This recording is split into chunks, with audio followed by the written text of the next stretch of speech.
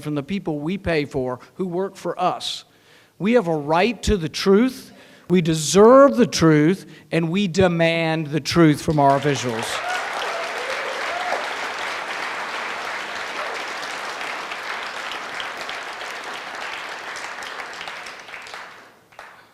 Are the people clapping, that aren't clapping, are y'all from the intelligence community? I'm asked repeatedly, is Snowden a hero or a villain? Now, there's no.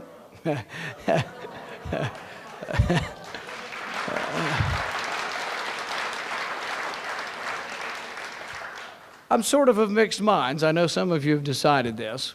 But there's no doubt that his legacy will be clouded, by his perch in Russia, no great repository of civil liberties. I agree with critics that say you can't let everybody just decide when to leak classified information. Snowden will in all likelihood face punishment if he returns. But I don't agree with those who argue that he should be hanged or shot on sight. Snowden's leak should not be seen, they say, it shouldn't be seen as civil disobedience because he didn't stick around for punishment. Now, one can argue degrees of bravery or whether you would stick around or not. Thoreau faced a day in jail, and he was considered to be a civil disobedient. Martin Luther King faced 33 days in jail. He was a civil disobedient. But Snowden faces either death or life in prison. I don't believe yet to commit civil disobedience that it requires martyrdom. History will decide, is he a hero, who is hero, and who is villain. Clapper lied in the name of security. Snowden told the truth in the name of privacy. The debate over the leaker, though, shouldn't be caught up just in personalities. It shouldn't make us lose track of the real issue. How does the Fourth Amendment apply in the digital age? To me, this is a profound constitutional question. Can a single warrant be applied to millions of Americans' phone records, emails, credit card statements? When you sign a privacy agreement with your phone company or with your internet provider, don't you retain a privacy interest in those records? The Fourth Amendment is very clear. Warrants must be issued by a judge. Warrants must be specific to the individual, must have your name on it if they want your records. And a single warrant for millions of Americans' phone records hardly sounds specific to the individual. Warrants are supposed to be based on evidence of probable cause. I'm not up here arguing against people searching you. If the judge says they have probable cause that you committed a crime, I'm fine with that. I'm not against the NSA per se, but I am for the process, the due process of law to protect your rights. Generalized warrants that don't name an individual and seek to get millions of records, it goes against the very fabric of the Fourth Amendment. Some say that James Otis, his protest against generalized warrants at the time of our revolution, was really the spark that got things going. I find it ironic that the first African-American president has, without compunction, allowed this vast exercise of raw power by the NSA. Certainly, J. Edgar Hoover's illegal spying on Martin Luther King and others in the civil rights movement should give us all pause. Now, if President Obama were here, he would say he's not J. Edgar Hoover, which is certainly true, but power must be restrained because no one knows who will next hold that power. As Madison put it, if government were always comprised of angels, we wouldn't need restraint. But as we all know, government is often not comprised of angels. The president claims, well, the NSA program, it's been approved by 15 judges. Well, yeah, right, 15 judges, most of them ruling in secret, where nobody had a lawyer on both sides of the equation. The FISA court is a court where the defendant gets no attorney. The debate is shrouded in secrecy.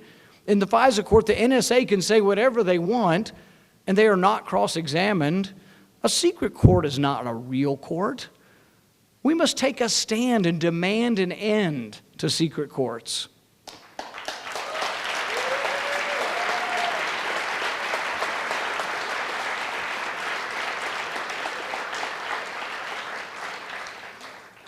This battle for your rights must take place in the light of day.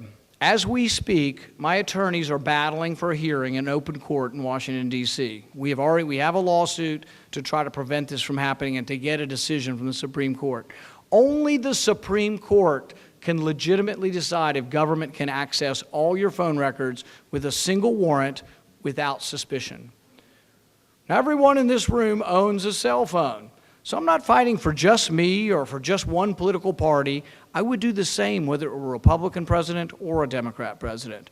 This is an important issue that goes beyond party politics. I say what you read or what you send in your email or your text messages is none of their damn business.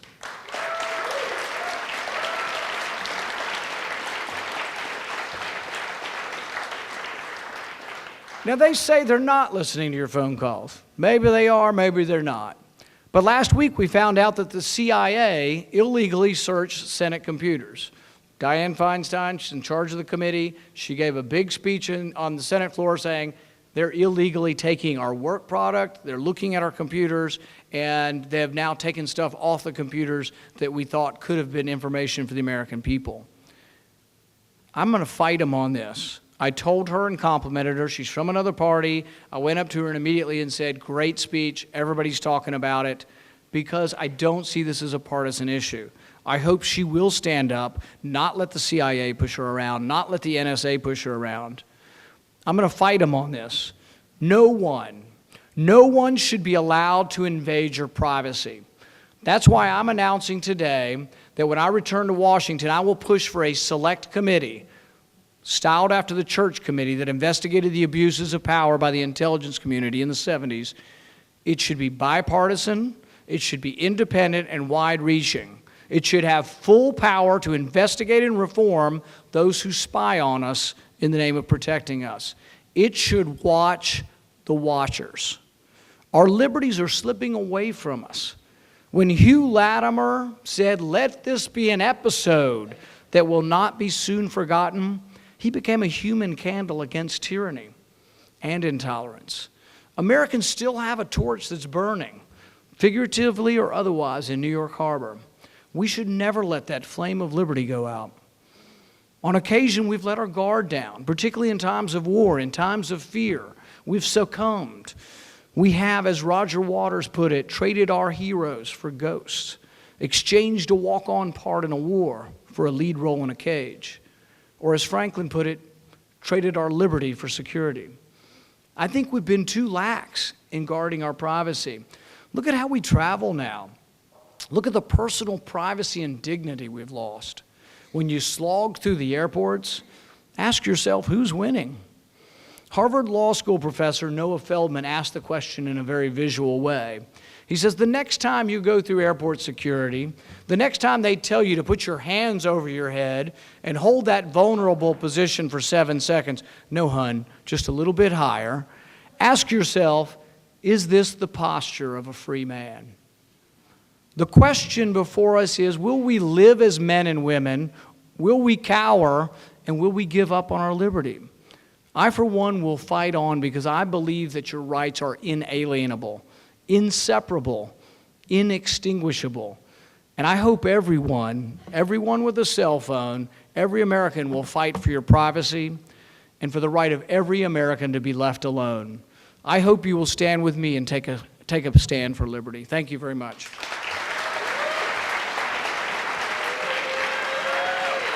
Thank you. Thank you. Conservative activist Larry Klayman and the ACLU have also filed similar lawsuits against the NSA, and both resulted in either failure or a stayed ruling. What makes you think that you'll have any more success than these groups that have tried before you? I'm supportive of all the other lawsuits, so it isn't exclusive that mine is the best, but it is slightly different. The ACLU lawsuit was ruled against. The judge either threw it out or said that the program was constitutional. The Klayman suit is in the same court that mine will go to, and the judges previously ruled it unconstitutional, stayed the ruling, and I think it will be appealed. So I think the Klayman suit is still active. Ours is going to the same court because it has a similar subject. Our case is slightly different, and we think for some legal reasons that it may have a chance of going all the way to the Supreme Court. To me, it's not so much that my case has to go, but I think a case needs to go to the Supreme Court because Currently, many people believe that the Fourth Amendment doesn't apply at all. They think that the reason why you can give a single warrant to Verizon is that you don't own those records. I think they're jointly held. I think if you sign a privacy agreement, Verizon agrees not to tell your neighbor who you're calling, so they kind of acknowledge that. I think it's acknowledging that you still have an interest in those records. But to me, the most important thing is, and there's at least, we think, 4 or 5 Supreme Court justices that have indicated that in this digital age, think about it, it's a lot different than 1975. That's when the last case, Smith versus Maryland, was held on records. And it's also different. That was about one suspect's phone tap. We're now talking about 300 million Americans' phones. So I think it's a big deal, and it is different than what we've ever had before. So I'm hoping that we will get all the way to the Supreme Court. So earlier you condemned Director of National Intelligence, James Clapper, for allegedly lying in front of Congress. You said he's very explicitly broken the law. Does that mean that you think he should be sent to prison? I think he should be. Well, you don't get sent to prison until you're found guilty, so we should have a trial. He deserves a trial. But the interesting thing is I'm not an outlier on this, in the sense that I think 7 members of the Intelligence Committee or Judiciary Committee in the House have signed a letter saying the same thing. And I think it hurts us because we do have to rely on some things being secret. And it's an extraordinary power. It's a power to capture people, incarcerate people. It's even a power to kill people. So that power needs to be overseen, and they have to be honest with us. If the people in charge of the intelligence community are not being honest to Congress, and they're actually spying on Congress, I have grave doubts about everything they're telling me. So yeah, I think it is important. And one of the reasons I bring it up is that many of these people, they want to throw the book at Snowden. And I have mixed feelings what should happen, because I think you can't release secrets all the time. I mean, that would lead to chaos. But at the same time, I think he also wanted to reveal something he thought was unconstitutional. But for all the people that want to throw the book and the letter of the law at Snowden, I like the contrast. They don't want to do a thing. They're not a peep out of them for Clapper. So you're not really being consistent if you want to throw the book at Snowden, but you don't want to do a thing to Clapper. They both broke the law, technically, and then you have to decide what justice is. But yeah, I think Clapper should be tried for perjury.